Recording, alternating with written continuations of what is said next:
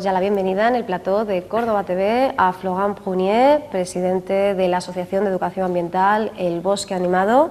Florent, muy buenas tardes, bienvenido. Hola, buenas. Ángela. Y muchísimas gracias por estar aquí de vuelta a tu primera intervención en esta temporada. ¿Cuánto tiempo? ¿Cuánto es que tiempo? ya Parece estaba hecho mentira. de menos, mis fans preguntándome y todo. Preguntando por ti. Muy bien, bueno, pues ya poco está esfuerzo. aquí Florent, ya está aquí uno de nuestros colaboradores de la sección En Verde. Y lo hacemos hoy, bueno, como siempre, ¿verdad? Recomendando un lugar que visitar, también una especie que conocer. Concretamente hoy, pues esa especie por conocer nos lleva hasta una familia de insectos pequeños, de coleópteros concretamente, muy reconocibles y extendidos por todo el mundo. Más de 4.500 especies distintas y descritas, y es que la mariquita, ¿verdad?, llamada de muchas maneras, en inglés ladybird, ladybug, esa vaquita también de San Antonio, es, pues bueno, uno de esos insectos que sí que cuentan con la simpatía de los seres humanos, ¿no? Pues sí, te iba a decir, estás diciendo uno de, yo creo que en España no sé si no será el insecto. Qué cosa de simpatía, porque la sí, verdad efectivamente, que los demás normalmente no cuando caen decimos bien. insecto ya empiezan a los veros a... Efectivamente, es una a ponerse de peculiaridad que punta. tiene. No sabemos si quizá por esa apariencia, ¿verdad?, tan llamativa, que tan poquito gusta a los depredadores, ahora también hablaremos, si Sí. te parece, de eso, o también, bueno, pues por esa labor, ¿no?, que realiza en jardines, huertas, alimentándose de pulgones, de otros Sí, insectos. claro. Y además, bueno, en ese sentido hay muchísimas páginas web sobre botánica y tal que incluso Sí. las recomiendan, ¿no?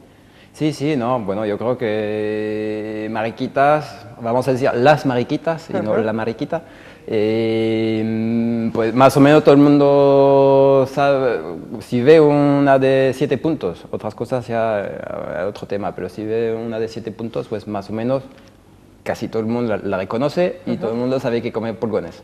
Más allá de esto, pues tampoco es que se sepa gran cosa. Pero sí es curioso que, hablando de por qué nos gusta a los seres humanos, pues la verdad es que un poco, pues yo no te podría decir, que seguramente ya nuestros ancestros ya veían que consumían a pulgones o a otra fauna un poco perjudicial. Pero sí un tema curioso es que también fue como incluido dentro de temas religiosos, ¿no? Entonces, pues, en francés, uno de los nombres es el bicho de Dios. Y incluso hay pinturas antiguas donde se retratan a la Virgen con un mantel o una tela roja que hace alusión a la mariquita de 7 puntos, ¿no? Después, ¿por qué nos gusta? Pues la verdad es que es un poco un misterio, porque hay muchos otros insectos que tienen más o menos la misma forma o el mismo color, o que son tan beneficiosos y que no nos dan asco también, con lo cual es un poco un pequeño misterio. Es verdad, es curioso el caso de la mariquita o Catarina, que bueno, precisamente aparece en esta publicación que nos traes, Biodiversidad en Áreas Agrícolas de Andalucía. Sigue la actividad intensa, ¿verdad?, del bosque animado, en ese afán por informar, por concienciarnos también en ese camino, no solo a los expertos, a biólogos, por ejemplo, Sí, como es tu claro. caso, sino a cualquier ciudadano, ¿verdad?, que aprenda a convivir y a relacionarse con su entorno. Hombre, somos una asociación de educación ambiental, con lo cual ya, con esto está todo dicho. Y efectivamente nosotros sí... bueno, nuestra pasión, iba a decir la pasión, pero también donde vivimos, donde todo lo que nos rodea es el medio ambiente, está muy maltrecho y muy mal entendido. Yo creo que hay un déficit de conocimiento tremendo, con lo cual pues, es una de las cosas importantes, ¿no? En concreto es todo lo que la publicación que tienes, es un pequeño librillo. Está sobre todo dirigido a los agricultores, a la gente de campo, un poco para pues, tener conciencia que hay como bichos que son beneficiosos, ¿no?, para la agricultura. Y entonces, pues en esta línea vamos, ¿no? Porque demasiadas veces Cuando digo demasiado es casi todo el tiempo, ves un bicho y ahí, venga, insecticida por ahí. Y no, no es así. Y es que la biodiversidad agrícola, y se nos recuerda en la contraportada de esta publicación, es una estrategia para conseguir un territorio más saludable y alejarnos de un peligro como es el monocultivo, ¿verdad? Importantísimo tomar conciencia de esa riqueza que nos procura la fauna, la flora, los hongos, que como nos recuerda la Asociación El Bosque Animado, pues son sinónimo, ¿verdad?, y nos hablan de la calidad de nuestro territorio y son un indicador del bienestar de sus habitantes. Volvemos a incidir en lo mismo, ¿no? Tenemos que reconducir esa relación que tenemos con nuestro entorno más directo, máxime si hablamos, por ejemplo, del sector, por ejemplo, agrícola, ¿no?, al que te referías. Sí, no, totalmente, y además ya creo que ya hemos pasado de reconducir a conducir directamente. Claro, hemos tenido que empezar casi de cero, ¿no? Pues casi, iba a decir. Entonces, no sé, que podemos volver un poco a la mariquita, ¿no? Como tú bien dicho, es un insecto, con lo cual ya es un término ya que da pavor. En concreto es un coleóptero. Entonces, pues los insectos son esos animales que tienen 3 pares de patas y 2 pares de alas, que normalmente suelen ser bastante pequeños. Dentro de los insectos hay un grupo bastante grande que son los coleópteros, de hecho muy numeroso, muy numeroso. Había un biólogo muy famoso que decía que, bueno, que la afición de Dios realmente era coleccionar coleópteros, básicamente porque hay tantos. Y entonces pues un grupo de insectos que se caracteriza por tener el primer par de alas pues muy duro, endurecido, un poco como si fuese un tanque. Sí. Entonces, pues eso, como tienen 2 pares de alas, pues la posterior les sirve para volar, no tan bien como una libélula, una mosca, una abeja, pero bueno, les sirve para volar, y la anterior, pues hace su pequeño tanque, y ahí pues le protege, ¿no? Y dentro de los coleópteros, que imagínate que en España puede haber más o menos 10.000, para tener una idea un poco así, pues hay 120 especies de mariquitas. Son bastante pocas, casi todas son carnívoras, depredan sobre pulgones, casi todas, después podemos volver.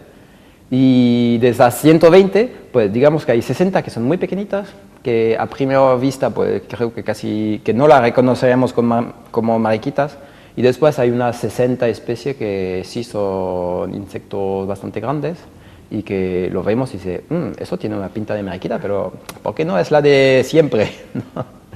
Entonces, pues ahí estamos, ¿no? Son coleópteros que, como son depredadores, tienen unas partes bucales muy concretas. Bueno, es un insecto muy redondo, muy rechoncho, eso lo describe bastante bien. Y después tiene la antena de una forma muy concreta, que se acaba un poco en forma de masa. Y también el aparato bucal también es un poco especial, y al final el último segmento se acaba como una hacha. Y entonces eso es muy típico de la familia, ¿no? No se manejan bien con el frío extremo, ¿verdad? Tienden a buscar espacios más cálidos. Y bueno, en cualquier caso, sí que es verdad, en general, alinea, por supuesto, siempre claro, de manera muy genérica. Sí. Pero, y además, como decimos, ¿no? Pues muy recomendadas por aquellas personas que gustan de tener esos espacios vegetales, esos pequeños jardines, sí, por aquella habilidad, ¿no? que se les siempre, con la que siempre las identificamos, pero como dices, ¿no? Grandes desconocidas. Tenemos la imagen muy gráfica, muy visual de la clásica mariquita, pero es mucha mayor la variedad. Hombre, la mariquita de 7 puntos es muy abundante, la verdad. Claro. Después tiene 2 o 3 especies que se le parecen muchísimo, y que la verdad es que es complicado, incluso si eres entomólogo tiene su complicación. Y sobre todo es que la mariquita de 7 puntos le encanta estar en la hierba, en las zonas un poco bajas, mientras la mayor parte de ellas realmente están más bien, en líneas generales, en los árboles, en los arbustos, ¿no? Suelen ser más bien arborícolas, entre comillas, aunque a algunas especies les gustan los pastizales y tal, y la de 7 puntos sí. Ahora, a lo que un poco para hacer eco a lo que estabas diciendo, claro, tú ves una mariquita y dices, pero es que no tiene el color habitual, y eso qué es y tal. Eso es que es otra especie. Es decir, que no es que sea una mariquita joven o que va a madurar, no, hay 120 especies, 60 muy grandes y hay muchísimas combinaciones de colores diferentes. Es más, es que además hay algunas especies que son muy variables. La mariquita de 7 puntos, pues ya la conocemos todos y más o menos un patrón que se repite, pero hay otras que tienen muchísima variación, pero brutal. Entonces, pues también eso aumenta un poco el día. Dentro de la misma especie hay una variabilidad, ¿no?